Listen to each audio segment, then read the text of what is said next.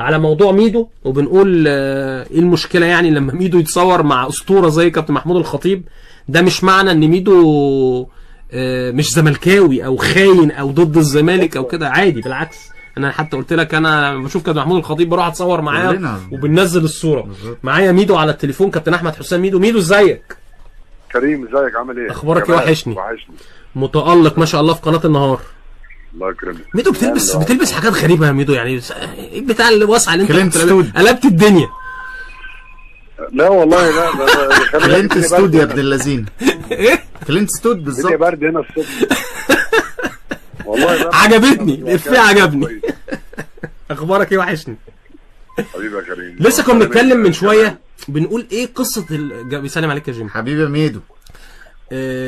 بنقول ايه يعني، انا استفزيت جدا لما لقيت ناس شتماك واللي انت متصور مع كابتن محمود الخطيب، وقلت ايه يا جماعه مالنا في ايه؟ السوشيال ميديا ماله؟ والناس بقت فيه كراهيه ليه؟ هو يعني ايه المشكله؟ ده اسطوره واحنا كل اصدقائنا اهلاويه وزملكاويه، والعلاقه مش معنى ان انا بتصور يبقى انا عدو وبقى ضد الزمالك. لا يعني استغربت جدا، ولسه كنا بقالنا عند الربع ساعه نتكلم في القصه دي. عايز تقول ايه؟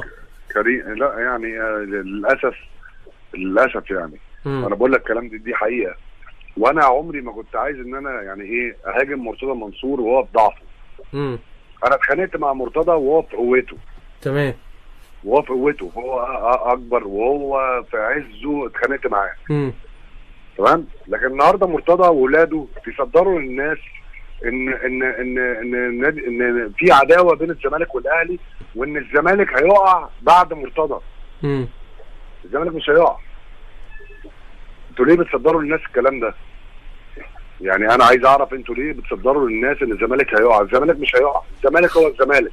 غصب عنك وغصب عني، غصب عن مرتضى وامير مرتضى واحمد مرتضى.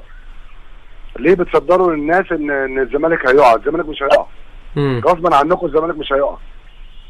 النهارده الاخ امير والاخ احمد والناس بتاع الناس دي اللي بتأجر العيال بتوع اللجان الالكترونيه بيدفع لهم فلوس كل شهر. الناس دي النهارده خلي بالك انت بتقول ده حصل معايا كذا مره يعني، بس انا ما بتكلمش. بقول لك يا كريم انا اتخانقت مع مرتضى في عزه، واتخانقت معاه في المحاكم في عزه، وبعت لي بلطجيه وانا بعت له بلطجيه في عزه.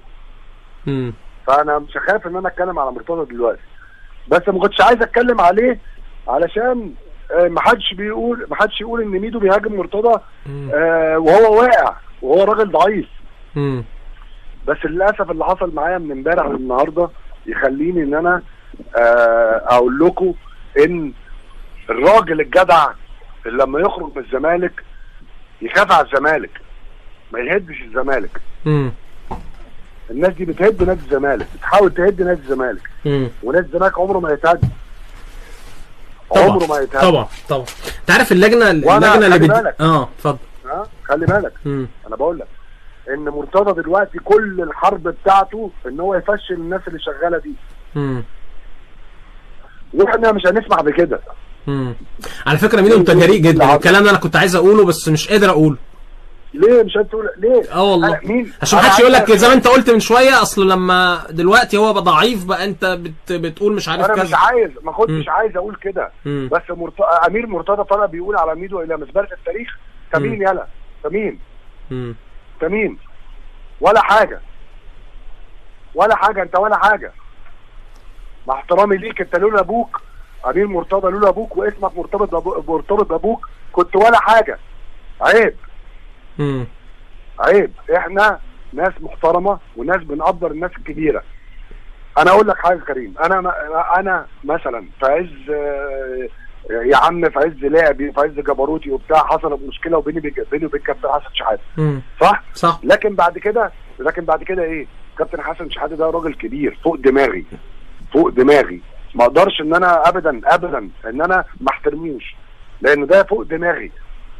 والنهارده كابتن محمود الخطيب حتى لو انا مختلف معاه في بعض الامور اللي هو بيدير بيها مالهاش علاقه في الانسانيات. ده انا بقول لك، انا نفسي لما بشوف كابتن الخطيب بيحضني وتعالى يا كيمو واتصور يعني ايه المشكله يا جماعه؟ احنا مش اعداء. ناس فوق دماغنا، الناس دي ناس كبار يا كريم. طبعا فوق دماغنا طبعا. يعني ايا كان ايه الاختلاف بيني وبين اي حد، انا الناس دي فوق دماغي. لا يا جميل، احنا كنا بنتكلم في حاجه كمان. يعني مثلا انا هنا في الاستوديو، انت عارف اكتر واحد قريب مني كابتن وليد صلاح الدين، اهلاوي، بنبقى قاعدين بنتفرج على الماتش انا وهو، وعايز الاهلي يكسب وانا عايز الزمالك يكسب.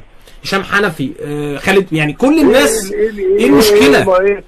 انا مش فاهم ايه مرتضى يعني فوصل الناس ان احنا ايه حرب بيننا، حرب ايه الحرب ايه؟ مش فاهم. وامير طالع بيقول لك ايه رزباله التاريخ؟ ايه انت مين يالا؟ انت مين؟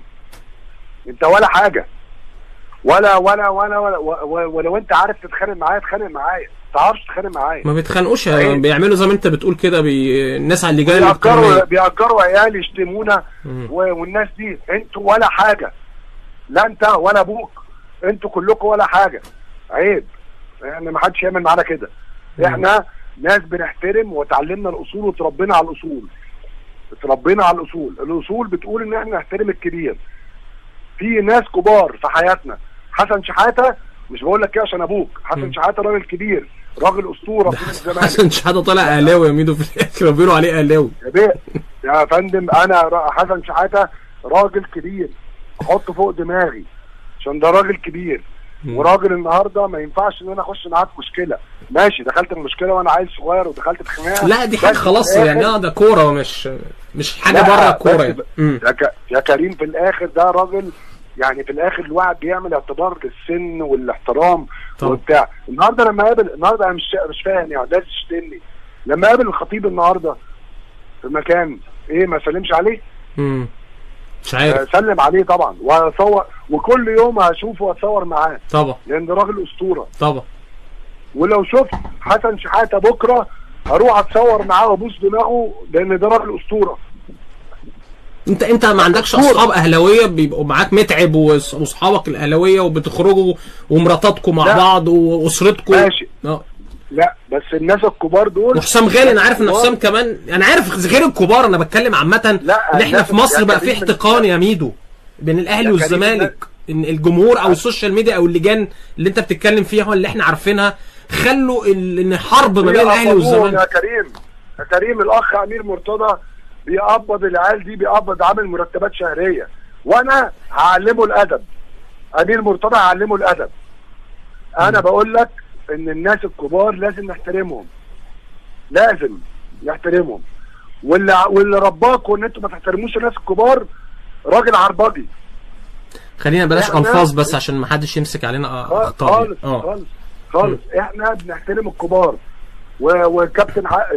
الكباتن الكبار بنحترمهم طبعا. لما اشوف الكباتن الكبار لازم اتصور معاهم وابوس دماغهم لان دول كباتن.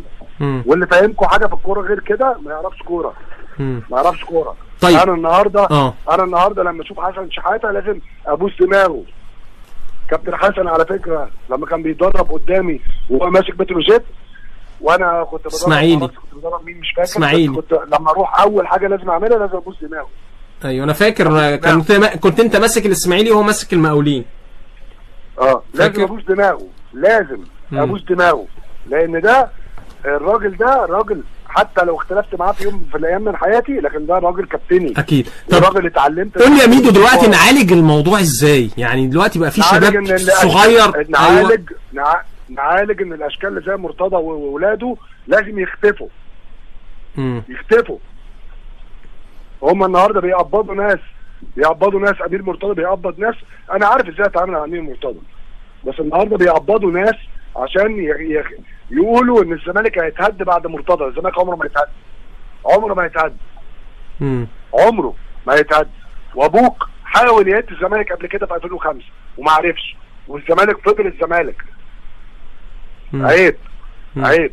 طيب ندوب الاحتقان اللي موجود في السوشيال ميديا ازاي ما بين ان اولاد مرتضى يختفوا، هم ومرتضى يختفوا من مصر. خلاص ماشي، دي قصه، دي بقى في ناحيه قانونيه وفي كذا. لو كان بكلمك دلوقتي احنا انت نجم كوره، جمال حمزه، نجوم الاهلي، نجوم الزمالك، ازاي نرجع تاني العلاقه الحلوه ويبقى التنافس جوه الملعب فقط؟ هي العلاقه موجوده يا كريم، هي العلاقه حلوه اصلا، ما فيهاش مشكله بالنسبه لنا احنا ناس اخوات. انا وجمال، طب ما جمال اهو قاعد جنبي، صح. مين اكتر واحد صاحبنا جمال في العالم؟ حسام غالي صاحبنا، اخونا. لما يكون عنده مشكله احنا بنروح نقعد، احنا اخوات. ايوه. الناس اللي بتصدر للناس ان ان الاهلي والزمالك اعداء وبتاع، دي ناس يعني فين الكلام ده؟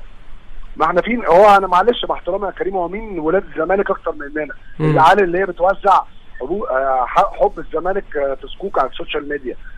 احنا بنلعب في الزمالك من احنا عندنا 8 سنين 9 سنين. انا ده في ناس ما تعرفش اصلا نادي الزمالك ده فين، يعني موقعه فين. ده انا كنت بصحى، ده انا يعني الزمالك ده بيتنا، انتوا بقى بتقولوا ايه؟ الاخ امير مرتضى كاتب لي النهارده بيقول لك الى مزبله التاريخ. انت مين يالا؟ مين؟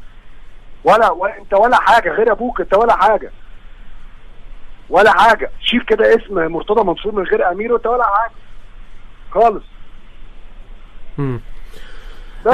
طيب قول لي عايز تقول ايه على الدوري، بدايه الدوري النهارده امبارح والنهارده، والزمالك النهارده عنده ماتش مع المقاولين بالليل ان شاء الله الساعه 7:30.